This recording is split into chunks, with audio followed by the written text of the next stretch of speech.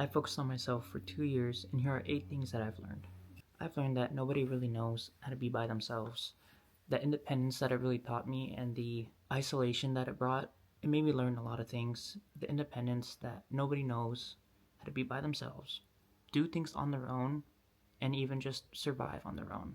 Now, that may sound harsh saying survive on their own, but it's different when you're isolated and nobody is really there for you, if that makes sense. That mental struggle, the emotional struggle, financially, spiritually struggle, nobody's really there to see that. Nobody's really there to help you. And for you to put yourself in that position and out of that position is completely up to you. You have the decision to stay down or get up. And that's what it taught me. Now, I'm not saying I'm an introvert or an extrovert. There are times where I am a little bit of both. I love being alone. A lot of people don't. A lot of people need that companionship, that partner right by their side, that gym buddy. A lot of people need that. And that's honestly one of the strengths I would say that it brought me is the independence because I like my own time. I like my free space. And it only made me want to pursue it more. And although it sucked not having anyone by your side, it really made me learn things like how to cook, how to clean, and this next thing is responsibility. The responsibility that it brought me is, like I said, no one's there. You put yourself in that situation. So now it's your time to get out of the situation. Owning up to your mistakes, up to your flaws, that's all your responsibility. Because if I don't like something, why am I going to consider or even continue pursuing it? Does that make sense? It's your responsibility. It's your world. You take action. You're living your life. So it's either you like it or you don't. And if you don't like it, then who says you have to continue doing it? During those 2 years, all I did was work and gym and focus on my other goals. My choice whether or not I saw family, friends, other events, etc., you name it, it's my responsibility. Basically, you can say that lesson number 2, responsibility, also accounts for choices. The choices you make are completely your conscious decision. Unless you're drunk, unless you're like, I don't know, stoned or drugged. But regardless, you still got yourself in that position. So that's kind of your fault. And if you're going to keep doing that, where are you going to be in like 5 years from now? Still doing the same thing? That makes sense? Because I don't know about you guys, but I take action, not action, but I take responsibility for literally everything. I take accountability for literally everything, even if it's not my fault. Even if it's raining, I still take accountability because why didn't I check the weather app like last week? Why didn't I check, the weather month before? Everything is completely in your control to an extent, though. Hear me out. So let's say you are talking to someone, you're having a conversation, and you get them mad. That's your fault for saying a certain amount of words or certain words in general for getting them triggered. That's on you. Another example is let's say you're trying to save money, but I don't know, you decide you want to go and spend because you see your bank account growing. Rather than having that discipline and being like, no, this is a goal that I have of saving money. I'm gonna go spend on gambling or alcohol or whatever, clothes shopping. That's your decision. You made that impulse control to spend your money to get that itch off of you. That was your choice. No one had a gun to you and was like, oh, spend your money, son. I know you want it. Go buy it. You have the money. That's your choice, and that regret or that impulse, it gets to you because you're just like, oh shoot, why did I do that? I should have done this, I should have done that. But you already knew from the start, and if you don't have that responsibility or even like accountability, then you're just gonna blame outside factors for why. Everything was literally on your hands. I have the ability to do nothing. I can stare at this wall, but that's not gonna do anything. I can keep talking to this camera, but it's not gonna do anything. Until I take accountability and responsibility, then it's gonna do something. So during that time, that 2 years, I kept asking myself, what actually matters? If I'm doing this to get ahead, Okay, fine. I'm doing it to get ahead. For how long? What actually mattered to me was my goals and achieving them. What didn't matter was, I don't know, the fancy cars, the fancy clothes, the shoes, all the materialistic things did not matter to me at all, other than, I don't know, simple transportation, point A to point B. That's all I needed. Because rather than spending money on a car payment or even just simple maintenance, I'd rather just have a reliable car that gets me to my job, home, to the gym without any problems. But there were a lot of times where I was like, this is stupid. Like, I miss my friends. Like, I don't want to keep living in, like, in sorrows. I don't want to be a burden to someone I talk to and be like, oh, yeah, like, I'm just, like, I didn't want to be like that. I didn't want to be someone who seemed like they had their life on track, but I was actually miserable. I'm not saying I was. I'm not saying I didn't have, like, my ups and downs, but a lot of the times I did. I had a lot of downs. There were a lot of times where I was like sad, but I kept pushing because I knew what I wanted. It really mattered to me for achieving my goals and what I wanted, other than, I don't know, materialistic things. None of that really mattered to me. Now, number 4, no one actually cares. I'm being so serious. The people you distance yourself from, they don't really care. They'll just be like, "Oh, he's doing his own thing." I mean, your family, yeah, they might care, but no one will really care. You don't really, no offense, not trying to be like you, or whatever, but everyone thinks for themselves, right? If they're thinking for themselves, why would they think of you? People aren't programmed to think of how can I make his or her life better. They're programmed to think how can I make my life better. Our brains are programmed for survival, right? We want to survive for ourselves, and only very few people are like, how can I make his or her life better?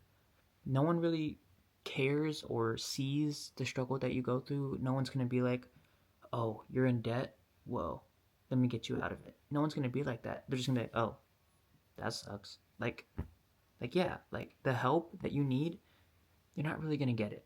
No offense, no hard feelings, but that's what I realized. I didn't get help when I was sleep deprived, when I was financially irresponsible, when I was, I don't know, had car problems, mental problems. Like there was a point in time where I had a gun.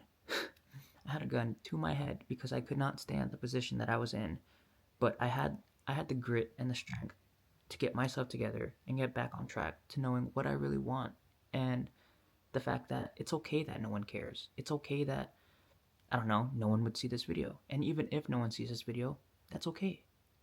Letting it go was the best thing I could do once I understood that no one actually cared.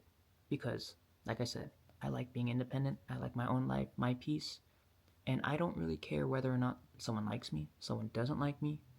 I don't care. I live my life the way I want to, and you guys should as well. Now, the 5th topic is habits.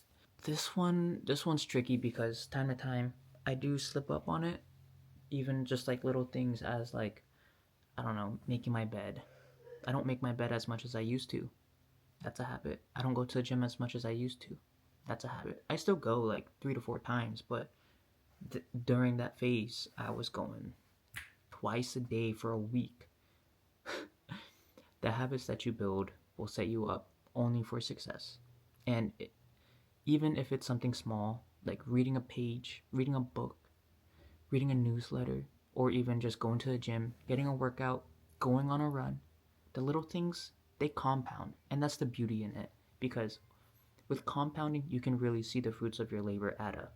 You can really see the progress and the results. But if you only keep looking for the results, you're not going to get the habit that you need for the consistency and the discipline. Now, some habits that I've developed, these are meant for me. I don't know about you guys, but for example, when I wake up, I always drink water. Drinking water first thing in the morning wakes my whole body up. It refreshes everything, gets my mind straight, and I'm ready for the day. Simple. Another habit would be giving myself at least like 45 minutes of just quiet time every morning. So simple. Getting ready for the day, allowing myself to wake up and be mentally prepared. Now, with my time management, it wasn't the best because this is topic number 6. Time management was very, very crucial at this time because I would wake up at 5 a.m., right? But then I would work at 10 a.m. So I have that 5-hour gap, right? But from 5 a.m. to 7 a.m., I'm already busy. I'm working on my goals. I'm pursuing what I wanted to pursue. Then that 3-hour time span, this is where my time management was so crucial because sometimes I would take a nap. Sometimes I would go to the gym. Sometimes I would just go on and drive. But if I work at 10 and I'm doing all that, I take a nap, I'll wake up at like 10:20. I'll be late to work. That time management is very key because another thing is if you have free time and you have things to work on, go do it. Stop procrastinating. Even with just like going to the gym and sitting in the parking lot and just being like, oh, I got legs. I don't want to hit legs. Let me just watch a few TikToks. Let me just keep scrolling. That's time that you're just wasting. That's procrastination. Even with little things like laundry, you see the laundry on the bed, but you're not putting it away because why? You're procrastinating, yo. Procrastinating with your time is very, very, to me at least, is a hard thing that I kind of struggle with because there are times where I slip up, right? I'm not saying I'm perfect. Like, this whole video, I'm not saying I'm perfect. I'm just saying what I've learned. I want you guys to take account for that. Time management and procrastination. Those things are key because if you procrastinate, you're just wasting time and you're delaying the goals that you set or even the results from getting achieved. Because if you're procrastinating but you have goals and you don't do them, it's only going to take you longer. There are people who get a lot more done, like that, you know, the people that are 20 that have like the businesses, that lifestyle, the flashy lifestyle, compared to the people in their 40s. Well, it all started with who started earlier or who got more done. With your time, you want to get more done. And that saying, topic number 7, is with your goals. If you have goals and you don't use your time wisely, it's only going to delay them. It's only going to delay when you achieve your goal. Because me and you, whoever's watching this, you definitely clicked on this video because you want to know what you've learned. And a goal of mine was to make a video and doing actionable steps with my time, not procrastinating, playing video games, doom scrolling, or just laying in bed, taking a nap. I'm using my time that I have right now to make this video. And going to topic number 1, independence and that personal space with your goals makes it a lot easier to achieve them. And that's the best thing that I love. That's honestly the number one thing. This video isn't linked, or like the number list isn't listed from worst to best. It's just listed. But with your goals, you can get so much done, especially if you have all of that time. And if you're not using your time wisely, then it's only going to delay when you achieve it. Because a goal that I had was reaching 1,000 subscribers by this time, by July. But I didn't reach it because why? Procrastination. Time management was terrible. And I wish I knew this sooner. I need to stop procrastinating, and you guys need to as well, because now is really the time to take action. I'm making more YouTube videos. I'm doing what I can with my time. Yeah, I still have a job. I still work. I'm still a regular W-2 employee. But with your goals, you want to keep setting them. And yeah, although you achieve one goal, you set the next one, and then you set the next one, and the next one. There's no end game besides death. That's the only thing that's guaranteed at the end of the day is death. So if you're gonna keep going for more. And that's what I'm doing, and that's what I think you guys should do as well. Keep setting your goals, because some of the goals that I've reached, like a 225 bench, or even like a 400 deadlift, or a 225 squat, little things like that, or even just reaching your first 10K saved. Such simple goals you guys can do as well. Now, to end it off, the pros and cons, the good and the bad. So we'll start with the good. The good thing is, over these past 2 years, I've worked on my mental, I've worked on my physical, my spiritual, I've learned how to communicate. All the self-help books will only get you so far until you start taking action and start actually listening to them. And that's what I did, because I was consuming a lot of self-help, a lot of podcasts like Alex Hormozy or Chris Williamson or Jay Shetty, Mel Robbins. I was consuming a lot of it and actually doing it and seeing the fruits of my labor pay off over the past 2 years, because I am actually the person that I wanted to be 2 years ago. So now it's my time to think of the person that I want to be 2 years later. I'm currently 21, so I'll be 23 2 years from now. And looking back, I want to be able to be like, wow, like I really got there. I really did what I said I was going to do. The power of my tongue is being able to trust myself, and that's a goal. That's a pro. Is being able to trust your own word, and that only comes with working on yourself. That only comes with following your word. And that's the best thing about this. The best thing about it is you build so much confidence, so much mental strength and mental discipline that it's kind of delusional if you truly think about it. And weirdly enough, I love it. I love being delusional. I love thinking that, I can do whatever, but it only comes with an extent. I'm not going to be like, oh, I can walk to the moon. Bro. Bro. So, for the bad, there was, I didn't really have too much bad stuff. All I would say was, I mean, considering what you guys define as bad, but what happened was, I don't know, some people talked behind my back, some people called me out, didn't want to hang out with me, thought I was too cocky, and that's when I realized I was like, that's okay. Like, that's only gonna come the more I achieve my goals or the more I pursue my goals, and that's okay.